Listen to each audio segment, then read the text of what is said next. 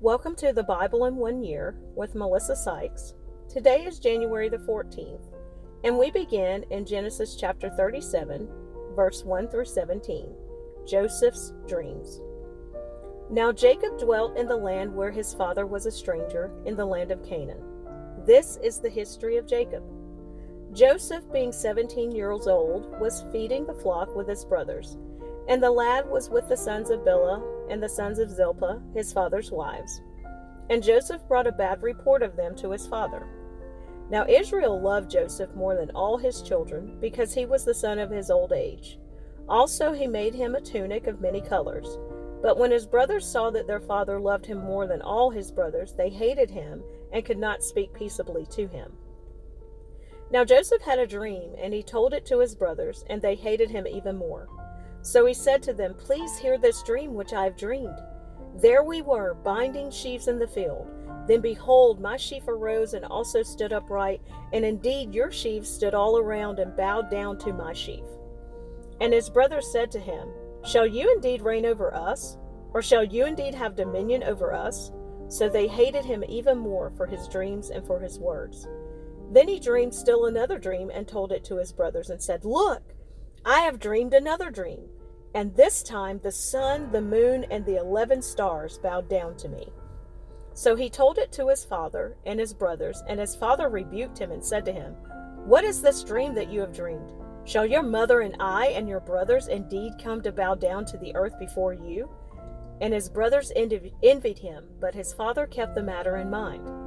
Then his brothers went to feed their father's flock in Shechem, and Israel said to Joseph, "Are not your brothers feeding the flock in Shechem? Come, I will send you to them." So he said to him, "Here I am." Then he said to him, "Please go and see if it is well with your brothers and well with the flocks, and bring back word to me." So he sent him out of the valley of Hebron, and he went to Shechem. Now a certain man found him, and there he was, wandering in the field. And the man asked him, saying, "What are you seeking?" So he said, "I'm seeking my brothers. Please tell me where they are feeding their flocks." And the man said, "They have departed from here, for I heard them say, 'Let us go to Dothan.'" So Joseph went after his brothers and found them in Dothan. Joseph sold into slavery. Genesis 37, verses 18 through 36. Now when they saw him afar off, even before he came near them, they conspired against him to kill him. Then they said to one another, "Look, this dreamer is coming. Come therefore, let us now kill him and cast him into some pit, and we shall say, 'Some wild beast has devoured him.' We shall see what will become of his dreams." But Reuben heard it, and he delivered him out of their hands, and said, "Let us not kill him." And Reuben said to them, "Shed no blood, but cast him into this pit which is in the wilderness, and do not lay a hand on him, that he might deliver him out of their hands and bring him back to his father."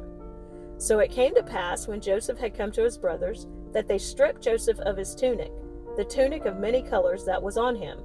Then they took him and cast him into a pit, and the pit was empty, there was no water in it. And they sat down to eat a meal. Then they lifted their eyes and looked, and there was a company of Ishmaelites coming from Gilead with their camels, bearing spices, balm, and myrrh, on their way to carry them down to Egypt. So Judah said to his brothers, "What profit is there if we kill our brother and conceal his blood? Come and let us sell him to the Ishmaelites, and let not our hand be upon him, for he is our brother and our flesh." And his brothers listened. Then Midianite traders passed by. So the brothers pulled Joseph up and lifted him out of the pit, and sold him to the Ishmaelites for 20 shekels of silver. And they took Joseph to Egypt. Then Reuben returned to the pit, and indeed Joseph was not in the pit, and he tore his clothes. And he returned to his brothers and said, "The lad is no more, and I, where shall I go?" So they took Joseph's tunic, killed a kid of the goats, and dipped the tunic in the blood. Then they set the tunic of many colors, and they brought it to their father, and said, "We have found this. Do you know whether it is your son's tunic or not?" And he recognized it and said, "It is my son's tunic. A wild beast has devoured him. Without doubt, Joseph is torn to pieces." Then Jacob tore his clothes, put sackcloth on his waist, and mourned for his son many days. And all his sons and all his daughters arose to comfort him, but he refused to be comforted. And he said, "For I shall go down into the grave to my son in the morning." Thus his father wept for him. Now the Midianites had sold him in Egypt to Potiphar, an officer of Pharaoh and captain of the guard. Judah and Tamar. Genesis chapter 38, verse 1 through 30. It came to pass at that time that Judah departed from his brothers and visited a certain Adulamite whose name was Hira. And Judah saw there a daughter of a certain Canaanite whose name was Shua, and he married her and went into her. So she conceived and bore a son, and he called his name She conceived again and bore a son, and she called his name Onan. And she conceived yet again and bore a son, and called his name Shelah. He was at Chezib when she bore him. Then Judah took a wife for his firstborn, and her name was Tamar. But Judah's firstborn, was wicked in the sight of the Lord, and the Lord killed him. And Judah said to Onan, Go into your brother's wife and marry her, and raise up an heir to your brother. But Onan knew that the heir would not be his, and it came to pass, when he went into his brother's wife, that he emitted on the ground, lest he should give an heir to his brother. And the thing which he did displeased the Lord, therefore he killed him also. Then Judah said to Tamar his daughter-in-law, Remain a widow in your father's house till my son Shelah is grown. For he said, Lest he also die like his brothers. And Tamar went and dwelt in her father's house. Now in the process of time, the daughter of Shua, Judah's wife, died, and Judah was comforted and went up to his sheep shearers at Timnah, he and his friend Hira, the Adulamite. And it was told Tamar, saying, Look, your father-in-law is going up to Timnah to shear his sheep. So she took off her widow's garments, covered herself with a veil, and wrapped herself, and sat in an open place which was on the way to Timnah. For she saw that Shelah was grown, and she was not given to him as a wife. When Judah saw her, he thought she was a harlot, because she had covered her face. Then he turned to her by the way and said, Please let me come in to you, for he did not know that she was his daughter-in-law. So she said, What will you give me that you may come in to me? And he said, I will send a young goat from the flock. So she said, Will you give me a pledge till you send it? Then he said, What pledge shall I give you? So she said, Your signet and cord, and your staff that is in your hand. Then he gave them to her, and went into her, and she conceived by him. So she arose and went away, and laid aside her veil, and put on the garments of her widowhood. And Judah sent the young goat by the land of his friend, the Adulamite, to receive his pledge from the woman's hand, but he did not find her. Then he asked the men of that place, saying, Where is the harlot who was openly by the roadside? And they said, There was no harlot in this place. So he returned to Judah and said, I cannot find her. Also the men of the place said, There was no harlot in this place. Then Judah said, Let her take them for herself, lest we be shamed. For I sent this young goat, and you have not found her. And it came to pass, about 3 months after, that Judah was told, saying, Tamar, your daughter-in-law, has played the harlot. Furthermore, she is with child by harlotry. So Judah said, Bring her out, and let her be burned. When she was brought out, she sent to her father-in-law, saying, By the man to whom these belong, I am with child. And she said, Please determine whose these are, the signet and cord and staff. So Judah acknowledged them and said, She has been more righteous than I, because I did not give her to Shelah my son. And he never knew her again. Now it came to pass at the time for giving birth, that behold, twins were in her womb. And so it was, when she was giving birth, that the one put out his hand, and the midwife took a scarlet thread and bound it on his hand, saying, This one came out first. Then it happened, as he drew back his hand, that his brother came out unexpectedly, and she said, How did you break through? This breach be upon you. Therefore his name was called Perez. Afterward his brother came out, who had the scarlet thread on his hand, and his name was called Zerah. Descendants of Judah. 1 Chronicles chapter 2, verses 3 through 6.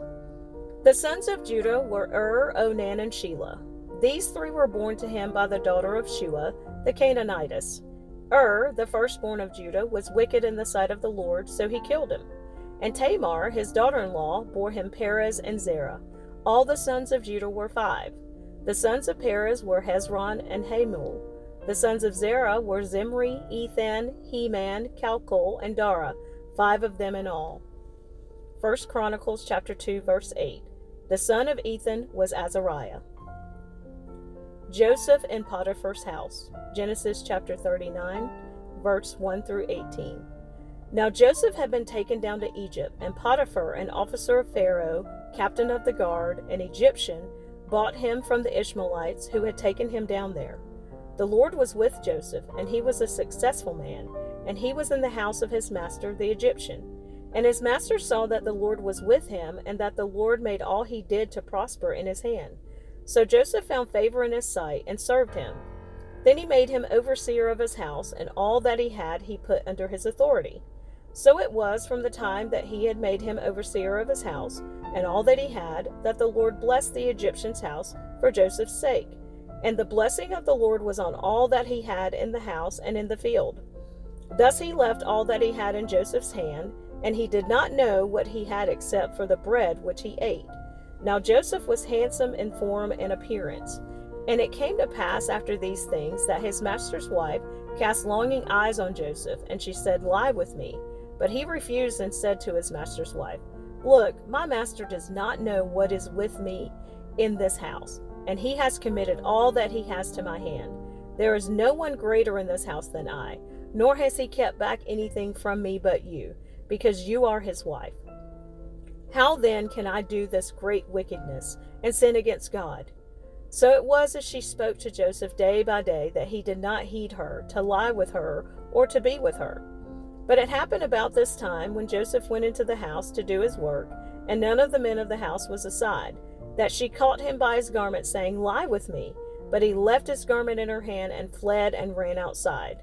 And so it was, when she saw that he had left his garment in her hand and fled outside, that she called to the men of her house, and spoke to them, saying, See, he has brought in to us a Hebrew to mock us. He came in to me to lie with me, and I cried out with a loud voice. And it happened, when he heard that I lifted my voice and cried out, that he left his garment with me, and fled and went outside. So she kept his garment with her until his master came home. Then she spoke to him with words like these, saying, The Hebrew servant whom you brought to us came in to me to mock me. So it happened, as I lifted my voice and cried out, that he left his garment with me and fled outside. Joseph put in prison. Genesis 39, verses 19 through 23. So it was, when his master heard the words which his wife spoke to him, saying, Your servant did to me after this manner, that his anger was aroused. Then Joseph's master took him and put him into the prison, a place where the king's prisoners were confined. And he was there in the prison. But the Lord was with Joseph, and showed him mercy, and he gave him favor in the sight of the keeper of the prison. And the keeper of the prison committed to Joseph's hand all the prisoners who were in the prison. Whatever they did there, it was his doing. The keeper of the prison did not look into anything that was under Joseph's authority, because the Lord was with him, and whatever he did, the Lord made it prosper.